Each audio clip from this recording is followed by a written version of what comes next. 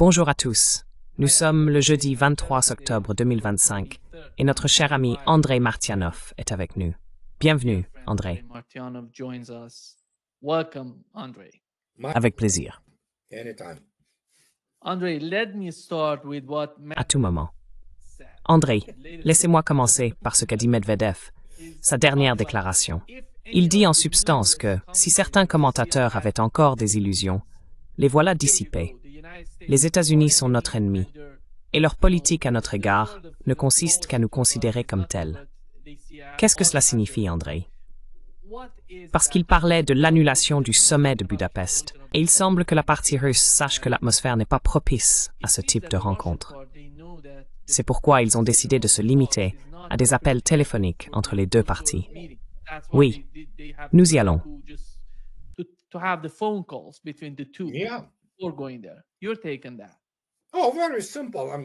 Très simple. Mon point de vue à ce sujet remonte à décembre 2021. Il a été publié par le ministère russe des Affaires étrangères et s'appelait « L'Ultimatum ». Mais beaucoup de gens n'avaient pas encore compris à l'époque que les conditions étaient déjà posées. Elles ont en fait changé, car maintenant, la Russie ne reste pas en retrait.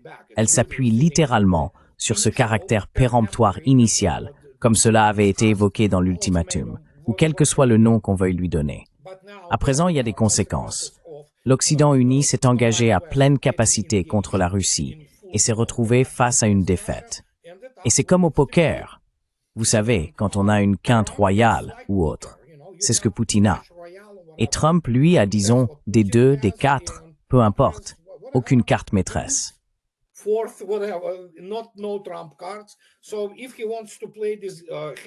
Donc, s'il veut jouer cette carte, les Russes n'ont aucune raison de la jouer. Les Russes ne sont pas des gens naïfs, contrairement à la manière dont beaucoup aiment les dépeindre. Mais encore une fois, la plupart de ceux qui les présentent ainsi sont des personnes qui n'ont jamais rien dirigé de leur vie. La question ici est donc la suivante. Medvedev est l'alter ego de Poutine.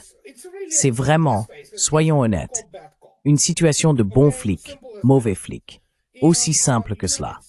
Et les États-Unis, ainsi que l'Occident dans son ensemble, doivent prier pour que Medvedev ne devienne pas le prochain président, ce qui est en réalité une probabilité assez élevée. Beaucoup de gens pensent qu'il s'agit d'une sorte de manœuvre de Medvedev, un geste populiste pour se faire élire lorsque le moment viendra. Non, c'est simplement ainsi qu'il pense.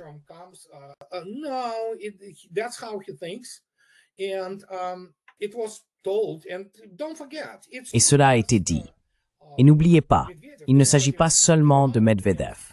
Aujourd'hui, Vladimir Poutine est intervenu et pour la première fois a utilisé un terme auquel beaucoup, surtout en Europe, doivent prêter attention lorsqu'il a déclaré que leur réponse serait décisive et choquante. Alors, que puis-je dire? Les Russes savent, pour ainsi dire, dans quelle direction le jeu se dirige. Et Trump, comme je l'ai déjà dit, la Russie lui a offert une porte de sortie. Trump n'est pas un homme d'État, c'est un politicien, et pas un très bon. Donc, sa partie est terminée. Il peut continuer à faire ce qu'il veut, mais vous savez quoi?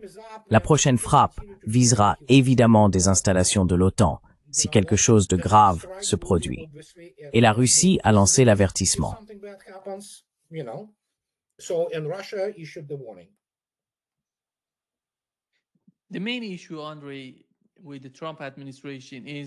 Le principal problème, Andrei, avec l'administration Trump, c'est leur incohérence. Ils ne sont pas cohérents dans leur manière de penser, ni dans leur façon de communiquer avec les Russes. En ce qui concerne le cessez-le-feu immédiat dont ils parlent, c'est la principale question avant la rencontre entre les deux présidents. À ton avis, y a-t-il une chance que la Russie accepte un cessez-le-feu immédiat?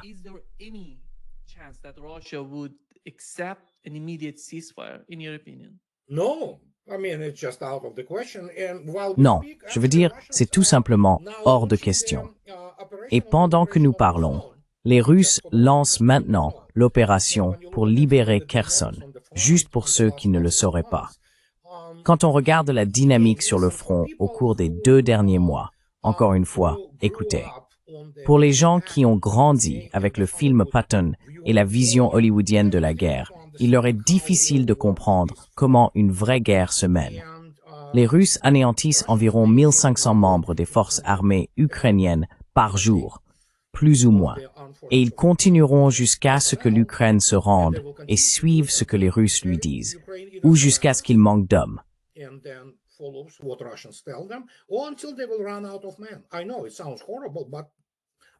Je sais que ça semble horrible, mais la Russie dispose de toutes les ressources nécessaires pour continuer aussi longtemps qu'il le faudra.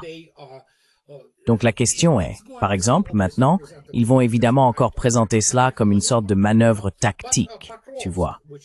Mais Pokrovsk, qui est en fait le nom régional de Krasnoyarsk pour cet endroit, ils s'enfuient de là maintenant comme des rats, tu sais, par groupe de 10 hommes. Évidemment, ils utilisent des civils comme boucliers humains. C'est essentiellement une tactique de l'OTAN. Et oui, Pokrovsk, si tu regardes la carte de Pokrovsk aujourd'hui, la majeure partie est libérée.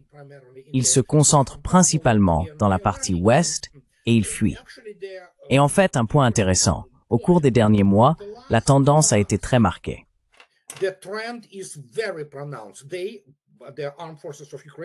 Les forces armées ukrainiennes essaient simplement d'éviter tout type de contact de combat, car c'est ainsi qu'elles se démoralisent, à moins bien sûr qu'elles ne soient droguées et poussées à des restes suicidaires, ces soi-disant contre-attaques où elles finissent toutes tuées ou blessées, ce qui revient à peu près au même. Ainsi, dans ce cas, la situation le long de la ligne de contact de combat définit tout dans les relations internationales aujourd'hui. Un mouvement d'une brigade russe ou d'une escadre de l'armée de l'air russe a plus d'influence sur la politique internationale que, par exemple, n'importe quel rassemblement de généraux de l'OTAN essayant de faire semblant de savoir ce qu'est la vraie guerre.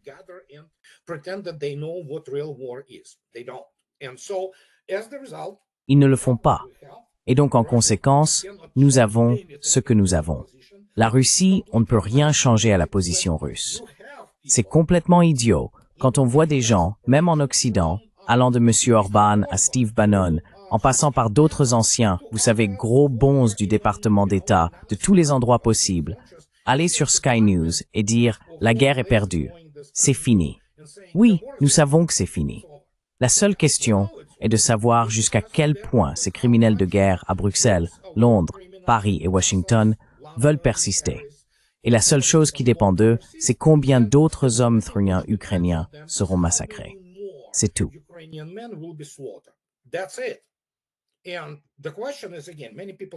Et la question est, encore une fois, beaucoup de gens ne comprennent toujours pas. Les Russes n'ont pas besoin de ces territoires, mais ils sont déjà profondément engagés dans les oblasts de Kharkiv, Dnipropetrovsk et Sumy. Vous savez, et Kherson est en train d'être libéré. L'opération a déjà commencé. Donc je ne sais pas ce que les États-Unis peuvent apporter à la table aujourd'hui. Et il y a une autre chose que beaucoup de gens, encore une fois, derrière tout ce bruit blanc, derrière tout ce, vous savez, vendre l'histoire, une bande d'organismes unicellulaires des médias parce qu'aucune forme de vie complexe n'y travaille, surtout dans les médias américains et occidentaux, ils oublient que, par exemple, M. Ryabkov a fait une annonce stupéfiante hier. Et quand M. Ryabkov dit quelque chose, il ferait bien d'écouter.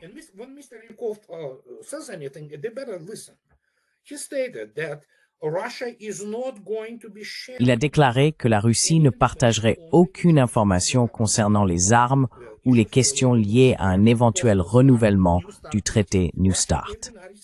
La Russie a donné aux États-Unis jusqu'en 2026, ce qui, soit dit en passant, arrive très bientôt. Après cela, il n'y aura plus aucune négociation sur un nouveau traité START, et la Russie cessera de s'y conformer, tout en continuant à produire des systèmes dont beaucoup ne comprennent même pas l'importance. Ce sont des systèmes de livraison stratégiques qui ont déjà modifié l'équilibre des forces dans le monde, de manière spectaculaire et en faveur de la Russie. Ce ne sera même plus équitable. Quant aux États-Unis, oubliez l'Europe. L'armée européenne est insignifiante. Et quand on en parle, les gens disent « Oui, vous savez, Trump dit ça ».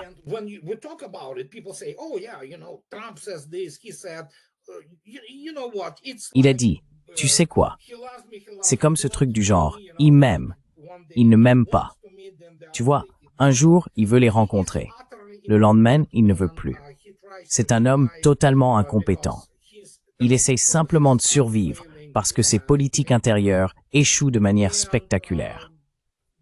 Et que puis-je dire? Mais c'est ce qui se passe en arrière-plan, ce qui est plus important que les mouvements tactiques et opérationnels réels sur la ligne de contact des combats. Parce que nous savons ce qui s'y passe. Nous savons déjà comment cela s'est terminé. Nous devons seulement savoir comment cela va être organisé en termes de résultat final, pour ainsi dire. Parce qu'il ne s'agit pas seulement du fait que beaucoup de nazis d'Ukraine doivent aller derrière les barreaux. Il y a aussi de nombreux dirigeants politiques en Occident qui sont des maniaques génocidaires et de véritables criminels de guerre, des criminels contre l'humanité. C'est aussi simple que cela. Et ils doivent être traduits en justice.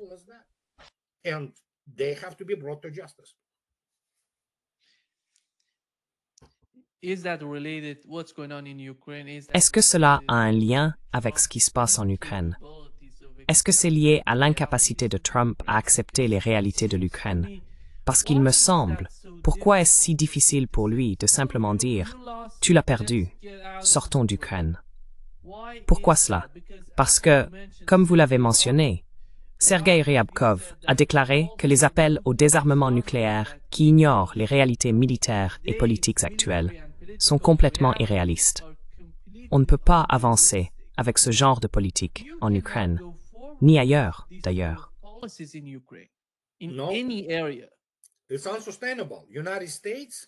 C'est insoutenable. Les États-Unis, en tant que superpuissance, comme ils se considéraient autrefois, sont dans une situation intenable. Ils devront réduire leurs appétits de manière gigantesque.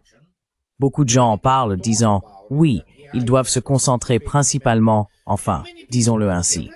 Les États-Unis sont plus que l'Occident.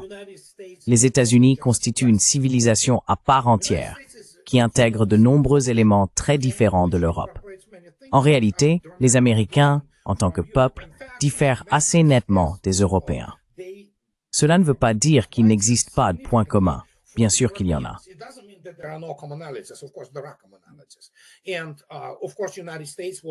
Et bien sûr, les États-Unis représentaient l'Occident uni, ce qui constituait bien sûr le dernier espoir de l'Europe. Les États-Unis ont lamentablement échoué dans ce rôle. Et maintenant, il est temps pour les États-Unis de, vous savez, se replier sur eux-mêmes et d'essayer de comprendre ce qui se passe dans le pays. Trump est incapable de faire cela. C'est en réalité un homme lâche. Et il a évidemment trahi le mouvement MAGA. Il les a vendus, à la gauche comme à la droite. Et nous devons garder constamment à l'esprit qui est sa fille, Ivanka. Elle est mariée à, un pur, vous savez, agent du Mossad. Donc cet homme est entièrement contrôlé et humilié, en gros, par Tel Aviv et Netanyahou.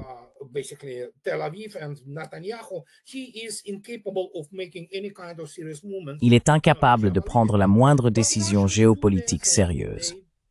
Mais les Russes font leur truc. Ils, tu sais, lui jettent un os de temps en temps pour ne pas le tuer complètement politiquement. Car évidemment, la Russie n'a aucun intérêt à son humiliation totale. En raison de sa nature narcissique et impulsive, un homme qui ne peut vraiment pas contrôler ses impulsions, il est maintenant acculé de tous les côtés. Il avait la possibilité de changer les choses. Tu te souviens? Oh, je vais régler ça en 24 heures. Puis tu sais, une semaine, 2 semaines, 1 mois, 100 jours. Et nous y voilà. Alors dans ce cas, comment gère-t-on une situation où en gros c'est le patient qui dirige l'asile?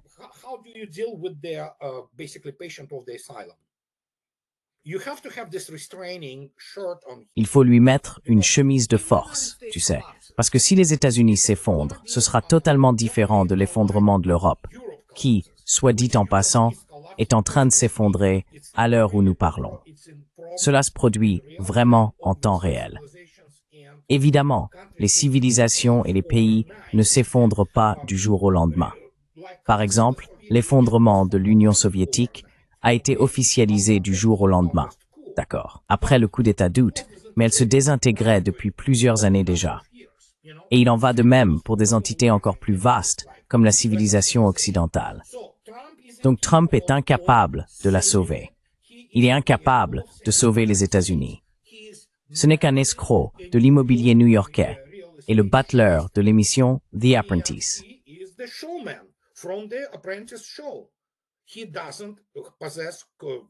Il ne possède pas les qualités d'un homme d'État.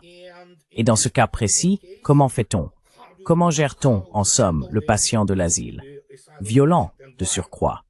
Il faut le faire avec beaucoup de précautions, mais en même temps, avec une grande fermeté. Et comme je l'ai déjà dit, c'est consigné, nous l'avons répété encore et encore. Les États-Unis n'ont aucune carte à jouer, à moins de vouloir en venir à un échange nucléaire. Et alors les États-Unis cesseraient d'exister, tout comme la civilisation humaine. C'est aussi simple que cela, peu d'options.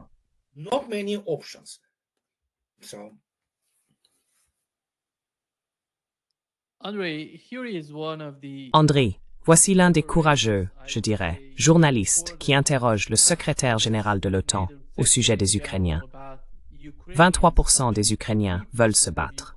Et voici la réponse du secrétaire général de l'OTAN, puis celle de Donald Trump.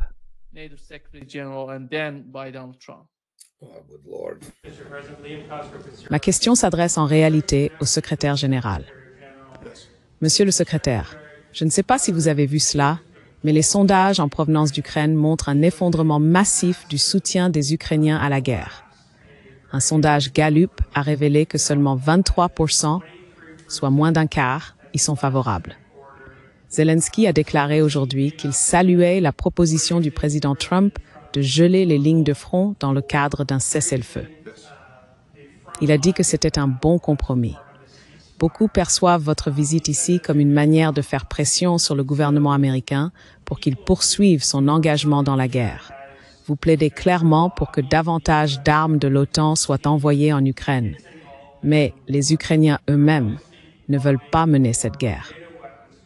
Comment justifiez-vous cela moralement?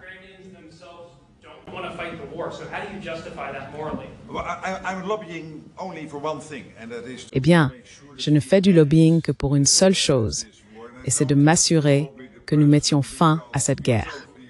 Je n'ai pas besoin de faire pression sur le président, car nous sommes totalement d'accord sur ce point, et c'est ce qu'il fait depuis le premier jour.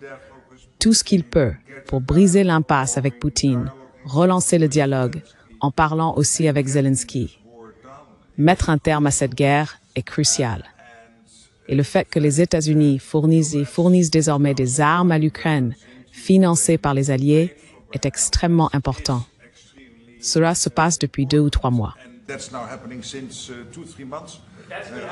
Environ 2 milliards se dirigeant vers l'Ukraine. Pourquoi penses-tu que cela mettra fin au conflit maintenant? Que veux-tu dire? Penses-tu que davantage d'armes mettront réellement fin à la guerre? Je veux dire, il reste encore du travail à faire. Ce qu'il faut, ce que le président a dit ce week-end, c'est de s'arrêter là où vous en êtes. En gros, faire un cessez-le-feu, puis avoir toutes vos discussions sur le territoire et tout le reste. Mais d'abord, arrêtez la guerre. C'est ce que vous avez dit vendredi et dimanche. C'est une guerre. Je veux dire, votre question est vraiment légitime. C'est une guerre qui n'aurait jamais dû commencer. Vous savez ce que j'en pense. Mais c'est une guerre qui n'aurait jamais dû commencer. Et nous ne vendons aucune arme à l'Ukraine. Nous les vendons à l'OTAN, ce qui est différent d'avant, avec Biden. Lui, il a simplement donné pour 350 milliards de dollars d'armes et d'argent directement à l'Ukraine. Et c'était tellement insensé. Mais nous les vendons à l'OTAN, et en théorie, ils peuvent en faire ce qu'ils veulent. Ce n'est pas forcément pour l'Ukraine, mais probablement que si.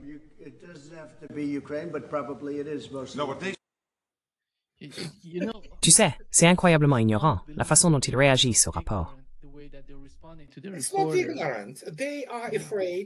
Ce n'est pas de l'ignorance. Ils ont peur. Ce sont comme 2 écoliers, tu sais, et Ruto est un imbécile. Désolé les gars. Il n'y a pas de politiciens européens normaux là-dedans. Aucun. Zéro. La plupart sont fondamentalement des crétins. Ils sont soit compromis d'une manière ou d'une autre, totalement corrompus, totalement lâches, et ils se battent maintenant pour leur survie. Parce qu'au fond, les Européens, la plupart des Européens, pas tous, ne me fait pas dire ce que je n'ai pas dit. Je ne veux pas généraliser. Mais la plupart des Européens ne savent pas distinguer, tu vois, la merde de la crapola, honnêtement. Ils ne se soucient que de leur ventre, ce qui est normal. Ils n'ont ni honneur ni intégrité. Ce sont des gens du commun. Ils vivent simplement, comme tant d'autres, de chèque de paie en chèque de paie.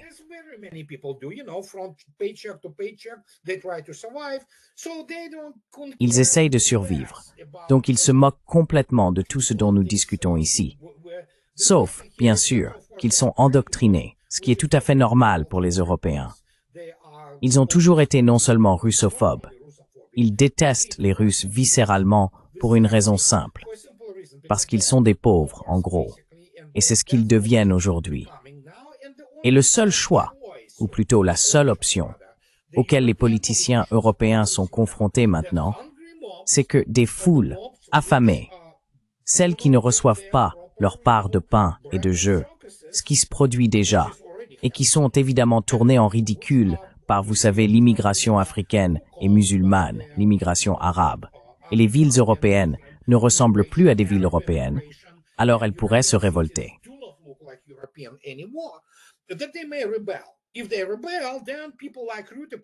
S'ils se rebellent, alors des gens comme Rudy finiront probablement pendus au réverbère. Ce ne sera pas fait pour des raisons morales. Ce ne sera pas fait pour des raisons pacifistes. Ce ne sera pas fait pour une quelconque raison humanitaire élevée. Tout cela se fera parce que les Européens ont faim et perdent leur niveau de vie, qui depuis plus de 50 ans a été assuré par l'Union soviétique, puis par la Russie, grâce à l'énergie. Et c'est ce à quoi ils sont confrontés. Ils ont peur. Beaucoup d'entre eux, comme Rudy, le sommet politico-militaire de l'OTAN, sont des criminels de guerre. Cela ne fait absolument aucun doute.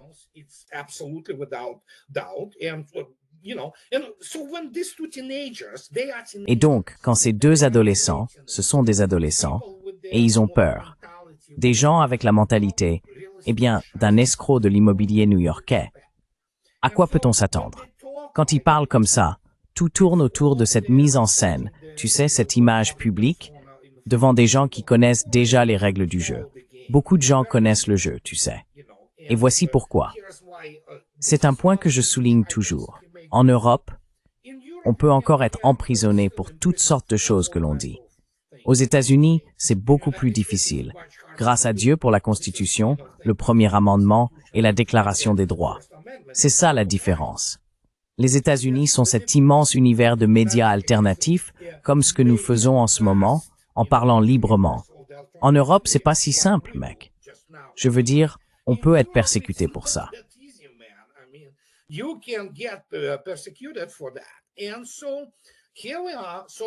Et nous y voilà. Les Européens ont une option simple. Permettez-moi de le dire ainsi. Voici les deux options auxquelles l'Europe est confrontée, et non les États-Unis. Les États-Unis jouent une autre partie, bien qu'ils se trouvent désormais dans une situation désespérée. Et elle l'est, compte tenu de la situation économique et morale là-bas. Mais en Europe, il n'y a que deux options. Soit ils deviennent, comme ils sont en train de le devenir, une sorte de piste d'atterrissage numéro 1, tirée du camp de concentration d'Orwell, avec la police de la pensée et tout ce qui s'ensuit. Soit ils finiront par disparaître en tant que nation, parce qu'ils seront supplantés par toutes sortes de populations qui ne sont pas européennes, mais se trouvent en Europe. Non pas pour partager les plus grandes réalisations de la civilisation occidentale, mais pour vivre à la place des Européens dans leur pays, ce qui entraîne inévitablement la mort de ces nations.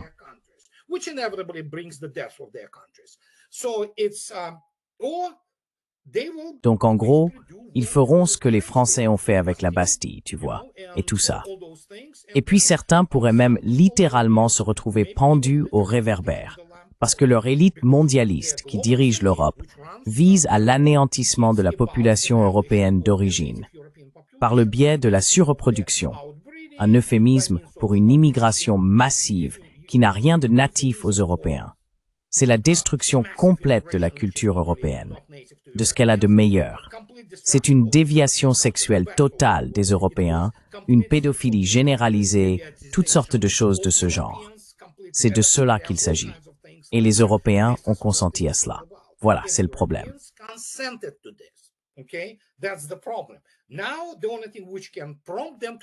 À présent, la seule chose qui peut les pousser à agir, c'est la faim, une situation du type de la République de Weimar, avec des soupes populaires. C'est ce qu'ils ont dans le camp de concentration, où ils seront littéralement surveillés par la police et toutes ses forces répressives, quels que soient les services de sécurité. Ou bien ils peuvent se libérer et peut-être essayer de reconstruire quelque chose sur des bases complètement différentes. Les États-Unis se trouvent dans une position quelque peu similaire, mais c'est plus important, car si les États-Unis s'effondrent, avec leur arsenal nucléaire et tout ce qui se passe en ce moment, cela constituera un véritable choc pour l'économie mondiale et la sécurité globale. L'Europe, elle, n'a tout simplement plus autant d'importance.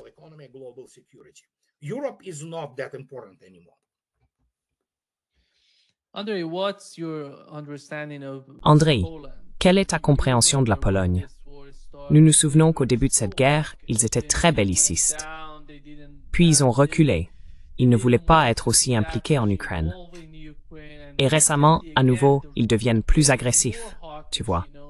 L'Allemagne leur a demandé à propos d'un type qui semble impliqué dans Nord Stream. Ils ont répondu, « Vous n'avez pas le droit d'avoir Nord Stream. » Mais qui est la Pologne pour décider du gazoduc Nord Stream? Le gazoduc Nord Stream était entre la Russie et l'Allemagne. Quelle est la place de la Pologne dans toute cette situation?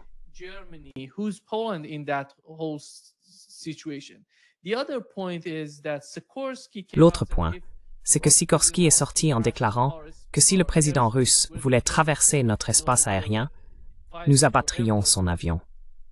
Et l'ancien premier ministre polonais, voici ce qu'il a dit hier, il a déclaré « En Pologne, nous avons une arme que nous pouvons donner à l'Ukraine. Il y a des Ukrainiens en âge de conscription. » Il offre littéralement les personnes désespérées à cause de la guerre en Ukraine. Il veut les renvoyer se battre, se faire tuer pour Zelensky. Que se passe-t-il avec la Pologne, selon vous?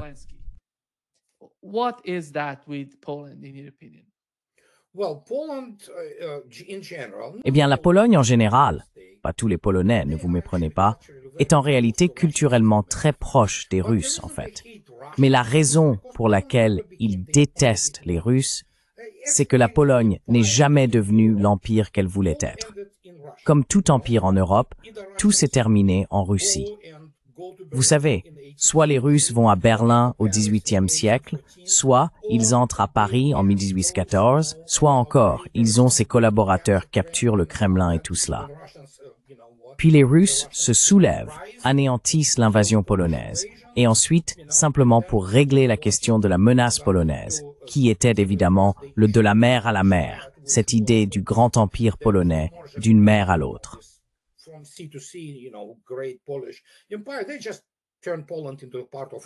Ils ont simplement transformé la Pologne en une partie de la Russie. C'est ainsi que cela s'est passé, et ils détestent les Russes pour cela. Pas tous, encore une fois, ne vous méprenez pas. Je ne veux pas mettre tous les Polonais dans le même sac, mais leurs élites politiques, ce sont des perdants. Ils n'ont rien à miser.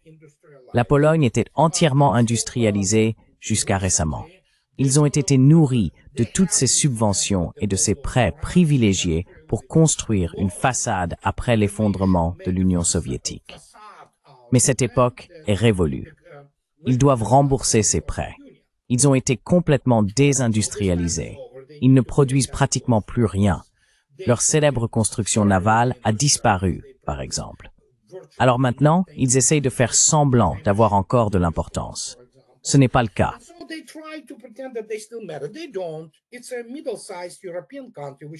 C'est un pays européen de taille moyenne qui pourrait être anéanti même par des armes conventionnelles, sans qu'il soit nécessaire d'utiliser des armes nucléaires. Alors ils essaient de faire semblant d'avoir de l'importance, mais ce n'est pas le cas.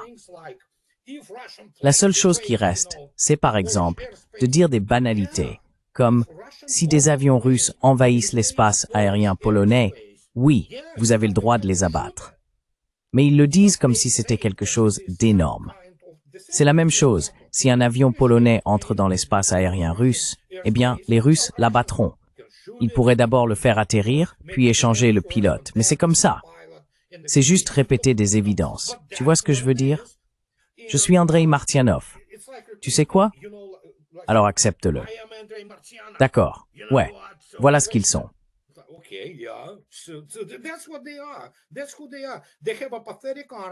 Voilà qui ils sont. Ils ont une armée pathétique, évidemment approvisionnée par l'OTAN. Ils n'ont rien à eux, sauf, comme ils disent, « Oh oui, nous avons des blindés, nous pouvons construire un char ou quelque chose du genre. » C'est en gros ce qu'est un pays armé par l'OTAN. Et ils savent ce qui va se passer, tu vois. Il n'y a que les imbéciles de leur groupe de réflexion militaire qui croient, par exemple, qu'on peut attaquer Kaliningrad sans conséquence. C'est ainsi qu'ils vivent. Et puis, quand tu regardes Sikorsky, ce type est un crétin complet.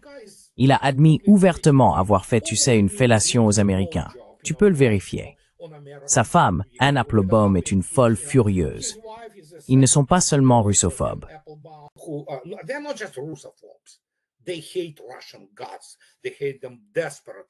Ils détestent les Russes. Ils les détestent désespérément, à un point tel que c'est pire que les nazis. S'il en avait le pouvoir, il tuerait la plupart des Russes de toute façon. Et c'est ce qu'ils sont. Et cela continuera d'être ainsi. Cette couche très étroite de vrais penseurs polonais, de vrais patriotes, j'en connais certains, restera toujours en marge, parce que c'est ainsi que sont les Polonais. Ils sont au moins contrôlés par Londres, mais ils ont oublié qu'ils sont un pays européen de taille moyenne sans véritable économie. Et maintenant, ils vont s'appauvrir. Tu sais, ils continueront de s'appauvrir, comme le reste de l'Europe. L'Allemagne et la Pologne finiront inévitablement dans les soupes populaires. Parce que les Russes ont déjà dit, pas nous, les gars.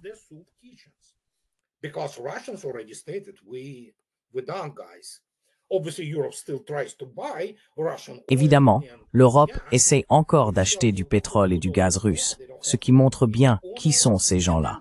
Ils n'ont aucun honneur. Et n'oubliez pas, les Russes ont ce mot « gonor ». Gonor, comme on peut l'entendre, doit presque être quoi? Un dérivé du mot « honneur », n'est-ce pas? Ils partagent effectivement une certaine parenté avec ce mot. Mais quand on parle par exemple de l'élite politique polonaise, la szlachta pour ainsi dire, ils ont le gonor, pas l'honneur. Ils n'ont pas l'honneur, mais ils ont le gonor, qui signifie bien sûr ambition, arrogance, orgueil. C'est ce que cela veut dire en russe. Ils ont cela.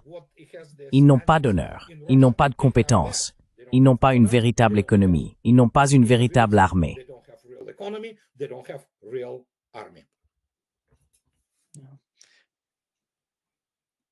Andrei,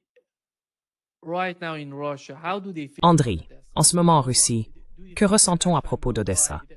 Penses-tu qu'avec le temps, Odessa deviendra l'un des principaux objectifs de l'armée russe? Ou vont-ils s'y prendre autrement, sans y intervenir militairement?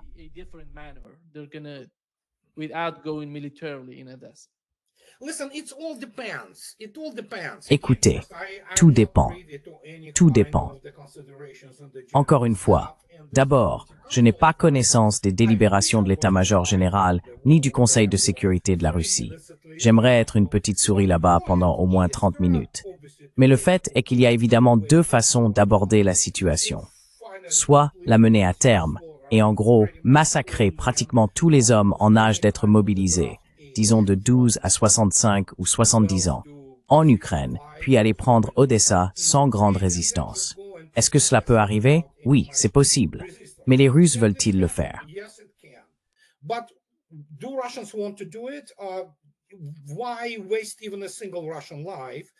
Pourquoi gaspiller ne serait-ce qu'une seule vie russe, alors qu'il est probablement possible de le faire par une solution politique? Au final, l'Ukraine deviendra une sorte de confédération. Et plus tard, une fois le processus de dénazification achevé, ces villes pourront revenir à la Russie politiquement. Donc, c'est possible aussi. De toute évidence, c'est une ville russe. Mais qui sait? On peut bien sûr spéculer, mais je n'en ai pas vraiment envie. Je veux dire, ce sont simplement deux façons d'aborder la question. Honnêtement, je choisirais la solution politique.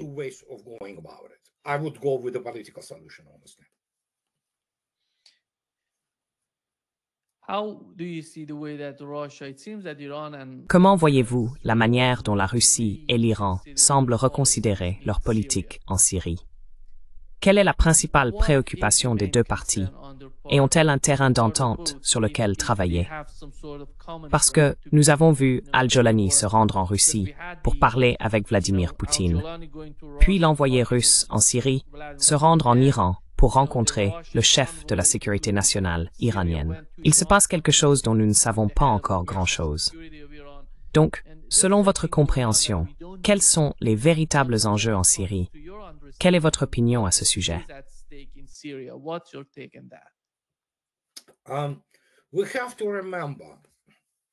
Nous devons nous rappeler que la personne qui a convaincu la direction russe d'intervenir en Syrie était bien sûr le défunt général Soleimani. Il s'est rendu en Russie et a rencontré des personnalités de tout premier plan, du ministre de la Défense jusqu'à, je crois, même Poutine. Je n'en suis pas certain. Ce n'est peut-être pas le cas. Mais il a certainement rencontré le ministre de la Défense et le chef d'état-major général et il a convaincu la Russie qu'elle devait aider les Syriens. Ce que beaucoup de gens ne comprennent pas, c'est qu'avant cela, les relations entre Moscou et Damas n'étaient pas faciles. Le gouvernement d'Assad n'était pas vraiment très favorable aux Russes. N'oublions pas qu'il s'agissait d'un gouvernement très orienté vers l'Occident, jusqu'à ce que, bien sûr, tout le monde voit ce qui est arrivé à la Libye.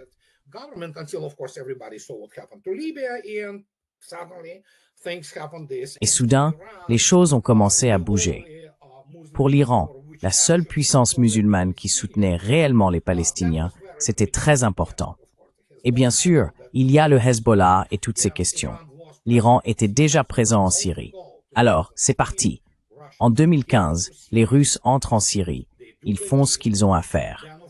Puis plus tard, les Israéliens éliminent une grande partie de la direction du Hezbollah et l'affaiblissent, évidemment.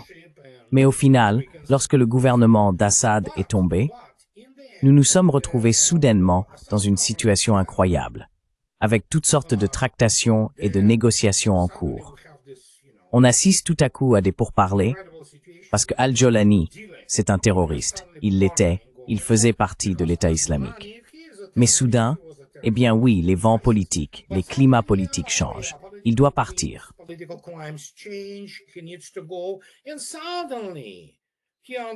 Et soudain, il comprend que, eh bien, Israël va continuer à suivre cette idée du grand Israël, qui bien sûr ne concerne pas seulement le plateau du Golan, mais aussi d'autres terres traditionnellement arabes.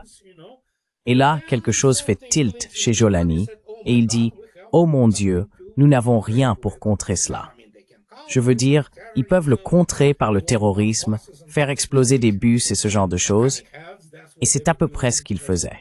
Mais ensuite, il enfile un costume européen, prend l'avion pour Moscou et dit « Oui, au début, on dit qu'il a essayé de convaincre Poutine d'abandonner Assad. » Non, la Russie ne fait pas ça. Malgré le fait que c'était Assad qui, dans une certaine mesure, oui, c'est toute une autre histoire.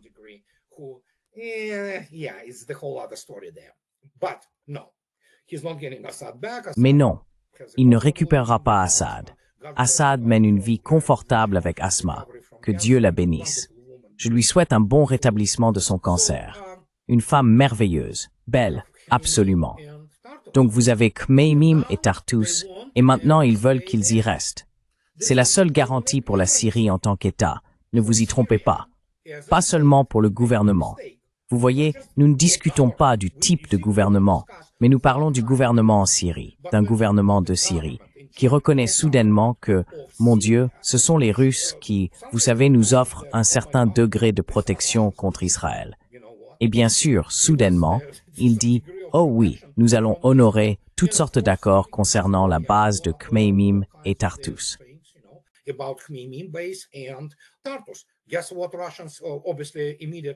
Devine ce que les Russes répliquent immédiatement. Très bien, la Russie n'est pas désespérée d'obtenir ces bases. Si cela arrive, cela arrive. Ce n'est pas un problème.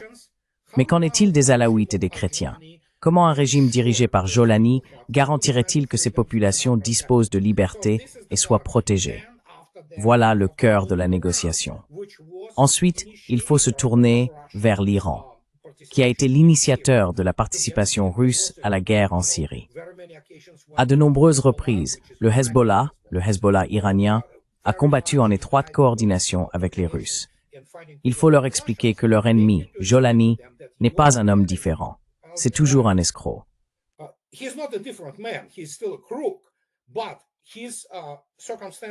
Mais ces circonstances sont telles que nous devons conclure un véritable accord, pas l'accord de Trump, mais un vrai accord entre nous, pour équilibrer les intérêts. Parce que si quelqu'un pense, et ils sont nombreux, ces imbéciles qui croient à tout cela, que si nous avons la constipation, les Juifs la contrôlent aussi. Mais le fait est qu'il y a beaucoup de gens en Russie, y compris parmi les plus hauts responsables politico-militaires russes, qui depuis des décennies reconnaissent officiellement l'État palestinien. Et dans ce cas, cela ne veut pas dire que Poutine parle, vous savez, à Netanyahou. La Russie reconnaît l'État palestinien. Qu'y a-t-il à ne pas comprendre ici? Donc dans ce cas, la Russie sera présente là-bas comme contrepoids à Israël. Si Israël veut cesser d'exister, bien sûr, ils sont libres d'essayer d'attaquer, vous savez, les Russes.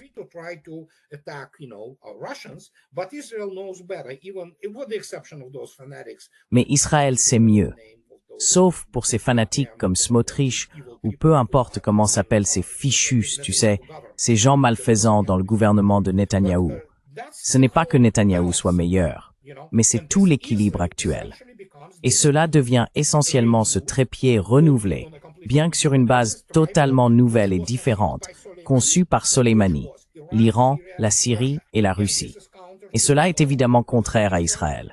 Et ils sont l'un des garants du retour éventuel des Palestiniens dans leur patrie, et de choses de ce genre.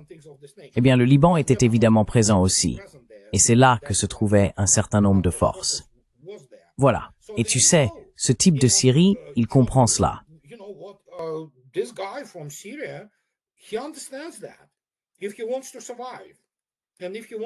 S'il veut survivre, et s'il veut que son gouvernement survive, il ferait mieux de commencer à jouer selon ce paradigme, tu sais, et de commencer à agir dans ce paradigme.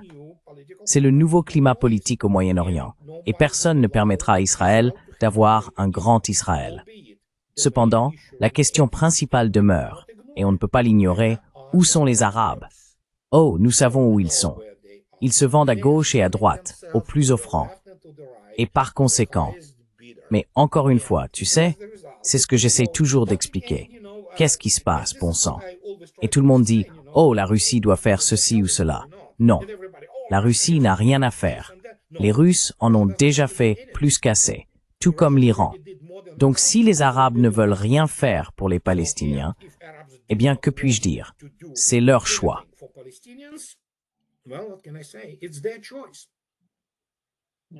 Oui. Oui, c'est regrettable, en fait, avec les États arabes. Oui, c'est comme ça. L'Iran a du cran, l'Iran a du courage, et l'Iran a toujours été, tu sais quoi, à cet égard, solidaire des Palestiniens. Ils se sont sacrifiés pour cela. Et oui, ça ne peut qu'inspirer le respect. Mais l'Égypte, oh Seigneur, je veux dire la Jordanie, oh pour l'amour du ciel. Oui, il y a un demi-milliard de personnes qui, ne parlons pas de ça, ils ne font rien.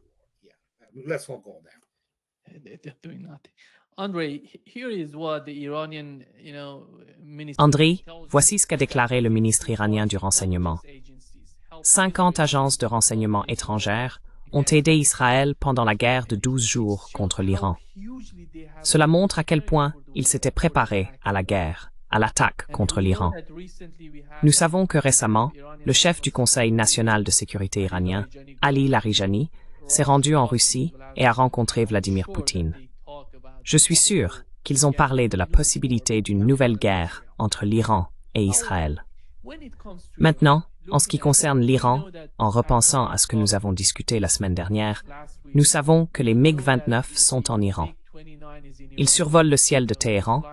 Nous avons vu quelques images de cela. Que se passe-t-il? Quel est l'état d'esprit des militaires en Iran, selon vous? Quelle serait la meilleure stratégie pour eux, à votre avis?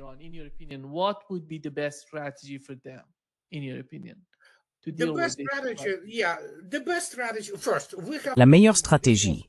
D'abord, il faut garder à l'esprit que cela a été rapporté dans les médias, c'est confirmé. Israël a pris contact avec Moscou, car Moscou entretient une relation correcte avec Israël. Ils ont demandé à Moscou de transmettre à l'Iran, à Téhéran, qu'Israël ne veut pas la guerre. Bien sûr que non. Pour l'instant. Mais à terme, la stratégie est très simple.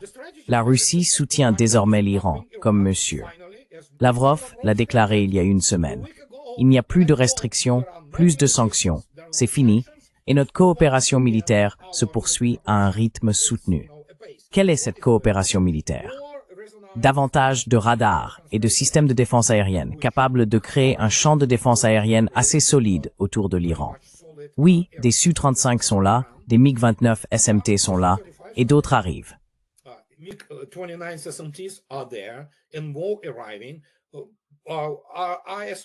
Les S-400 arrivent. Oui, je suis presque sûr que oui. L'Iran va en recevoir, il en avait déjà reçu certains auparavant, mais cette fois, ils vont être davantage intégrés au réseau russe ISR, c'est-à-dire de renseignement, de surveillance et de reconnaissance. Il recevra donc toutes sortes de données et d'informations nécessaires pour le ciblage. Il se passe énormément de choses là-bas.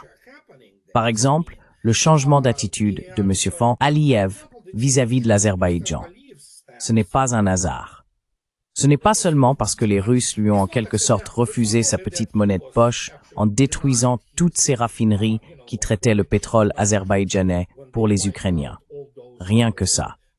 C'est aussi parce que, soudainement, l'Azerbaïdjan revient sur le devant de la scène et veut ce corridor nord-sud, ainsi que tous ses projets sur la mer Caspienne et d'autres du même genre.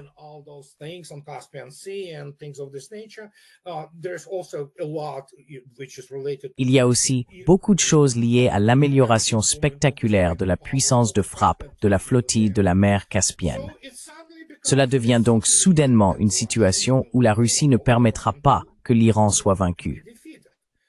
Quoi que pensent les Iraniens, et quelle que soit l'opinion de l'opposition libérale de Téhéran à ce sujet, cela passe désormais au second plan face au fait que l'Iran reçoit des armes presque de tout premier ordre. Mais encore une fois, le Su-35, oui, c'est du haut de gamme, c'est le meilleur chasseur du monde, point final. Eh bien, à l'exception du Su-57. Et il possède un palmarès de combat impressionnant. Aucun F-15 ni F-22 ne peut rivaliser avec lui, vous savez.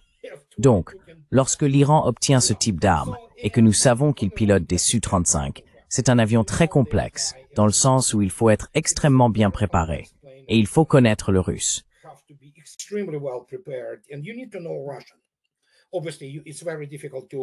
Évidemment, il est très difficile de traduire entièrement l'avionique et ce cockpit numérique en farsi.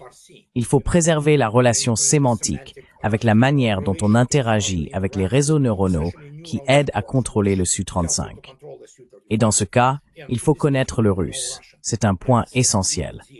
D'ailleurs, lorsque les pilotes chinois ont reçu leur Su-35, il y a environ 8 ans, savez-vous ce qu'ils ont demandé?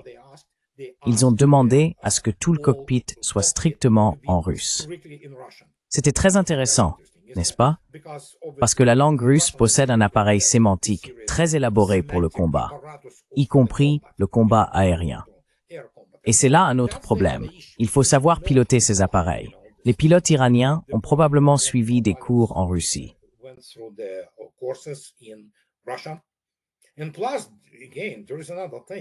Et en plus, encore une fois, il y a autre chose. Le Su-35 est un avion entièrement centré sur le réseau. Il dispose de liaisons de données. Il peut communiquer. Je ne sais pas si les Russes les ont fournis, mais je suis presque sûr qu'ils l'ont fait pour l'Iran. Il peut communiquer directement avec toutes sortes de systèmes et transmettre des informations vocales et visuelles, y compris des données de ciblage, directement sur ces écrans. On peut ainsi communiquer avec de nombreux moyens de combat de cette manière. Par conséquent, il faut être complètement intégré dans ce réseau russe de renseignement, de reconnaissance et de surveillance, qui se concrétise, par exemple, dans le Su-35S. Comme je l'ai déjà dit, c'est une machine entièrement centrée sur le réseau, capable de contrôler à elle seule toute une escadrille aérienne, en tant qu'unique appareil.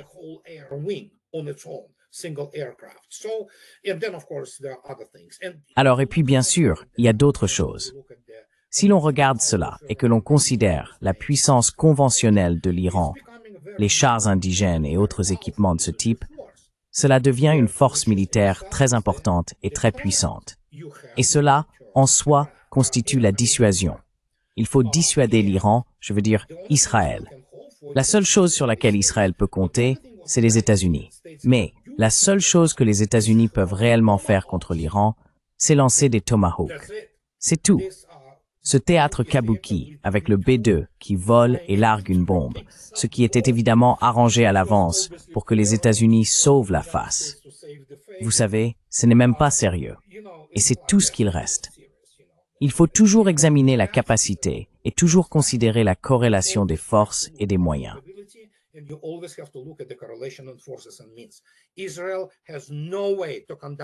Israël n'a aucun moyen de mener une opération terrestre contre l'Iran. Il serait de toute façon anéanti. Et puis bien sûr, la seule chose qu'ils peuvent espérer, c'est qu'un jour, peut-être dans 30 ans, les États-Unis développent des défenses adéquates capables d'intercepter quelque chose. Au moins, vous voyez. Et c'est tout. Mais l'Iran a un avenir prometteur devant lui, notamment dans le développement du commerce, en devenant un centre de transport stratégique extrêmement important et en construisant sa propre industrie, et ainsi de suite. Cela s'intègre donc bien dans la stratégie globale de l'espace eurasien, plutôt du côté eurasien, de la partie russo-européenne, vers le reste du continent. Nous verrons bien, vous savez. Mais les États-Unis sont désespérés, et Israël aussi. Israël contrôle les États-Unis.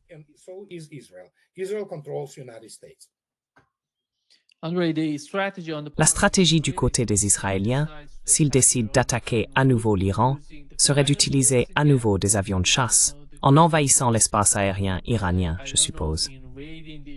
Nous ne savons même pas, avec le...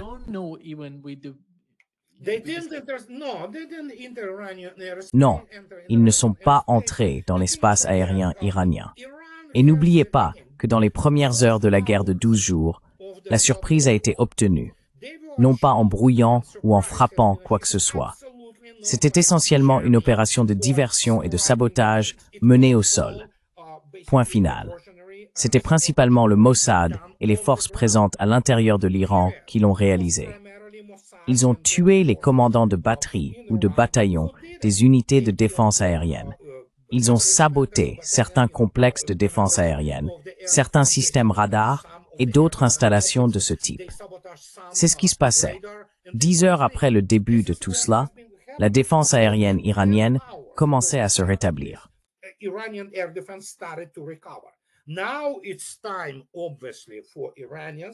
Il est maintenant temps, évidemment, pour les Iraniens, ce qui est déjà en train de se produire, je crois, d'obtenir une défense aérienne adéquate, ultramoderne, résistante au brouillage et entièrement centrée sur le réseau. La Russie en dispose et de toute évidence la fournit désormais. Ce sera donc bien plus difficile. Ce n'est pas que les services de sécurité iraniens ignorent encore qui l'a fait ou comment, ils le savent. Et nous avons déjà vu comment les espions iraniens, pour ainsi dire, ont pénétré dans l'installation nucléaire israélienne, en ont fait des vidéos et les ont diffusées en disant « Oui, vous n'êtes pas les seuls à savoir faire des choses ». C'est donc un jeu très complexe. Mais Israël est en train de perdre ça, enfin, il n'a plus la suprématie militaire.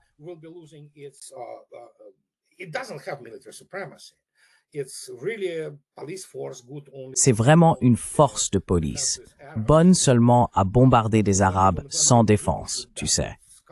Mais même quand on commence à leur tirer dessus en retour, Israël finit un peu par se faire casser la figure. Et on se souvient tous de ce qui s'est passé en 2006. Voilà ce qui se passe. Pour l'instant, du moins, ils ont fait savoir à Moscou qu'ils ne voulaient pas de guerre. Bien sûr que non. Nous ne connaissons pas toute l'histoire. Nous n'avons que quelques aperçus de l'ampleur réelle des dégâts subis par Israël. C'est pourquoi ils ont immédiatement imposé la censure sur tout ce qui sortait d'Israël. Cela montre à quel point ces gens sont démocratiques. Les dégâts causés par les attaques iraniennes étaient bien plus graves et importants qu'ils ne veulent l'admettre. Et oui, nous en avons vu quelques preuves. C'est terrifiant.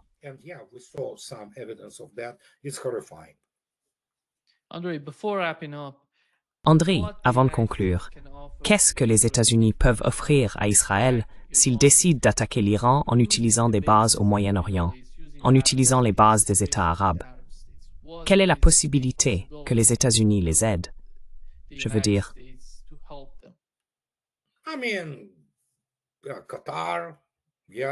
Le Qatar, oui, une implication directe.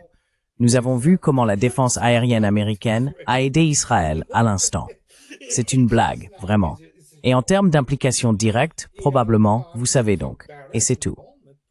Encore une fois, comme je l'ai déjà dit, même si on l'examine de manière analytique, à ce niveau-là, à mon avis, ce serait suicidaire. ils n'ont rien à offrir. Oui, ils n'ont rien à offrir. Et encore une fois, la question principale est, et c'est la partie intéressante, de quel type de missile Onyx parlons-nous? Ou s'agira-t-il du Yakunt, qui est la version d'exportation, conformément au régime de non-prolifération pour les missiles de croisière d'une portée supérieure à 300 km? Ou bien s'agira-t-il de la dernière version du P-800 Onyx, dont la portée est d'environ 1000 km? Cela définit donc assez clairement ce qui va se passer si les États-Unis veulent entrer dans la zone de tir là-bas, vous savez, avec les Iraniens lançant ces missiles de croisière vraiment puissants. Donc oui, personne ne veut prendre ce risque. Les États-Unis ne veulent pas prendre ce risque.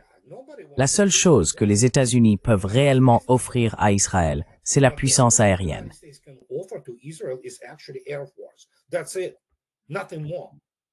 C'est tout. Rien de plus. Je veux dire, les États-Unis ne peuvent pas envoyer de troupes au sol.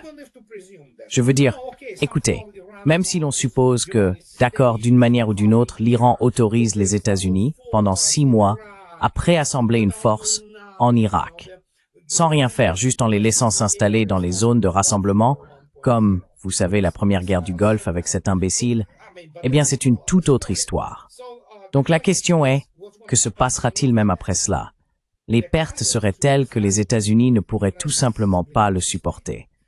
Et puis bien sûr, l'Iran n'est pas l'Irak.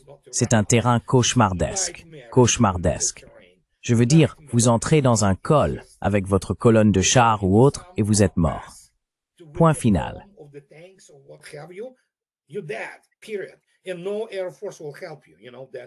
Et aucune force aérienne ne viendra vous aider. C'est tout le problème. Mais encore une fois, comme je l'ai déjà dit, les Iraniens reçoivent désormais des chasseurs de tout premier ordre. Et il sera très intéressant de voir les Su-35 iraniens. Nous savons qu'ils sont là. Nous savons qu'ils s'entraînent. Mais c'est bien plus que le MiG-29 SMT.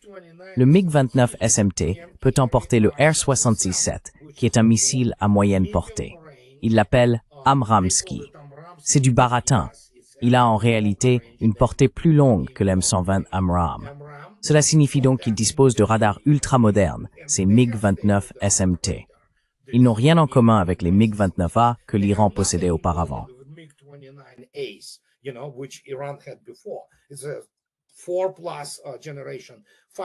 C'est un chasseur de plus de 4e génération, doté d'un excellent radar, d'excellents systèmes électro-optiques et capable d'emporter un missile RR d'une portée de 180 à 200 km, ce qui dépasse tout ce que les États-Unis et Israël possèdent dans leurs arsenaux.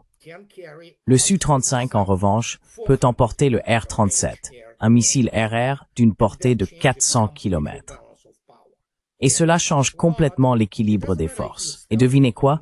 Peu importe que vous soyez furtif ou non, il suffit d'avoir la position approximative du chasseur ennemi au-delà de la portée de ses missiles et il tirera. Il fera le travail. Oui, merci beaucoup André d'être avec nous aujourd'hui. Grand plaisir. Avec plaisir comme toujours. Quand tu veux. À bientôt. Au revoir.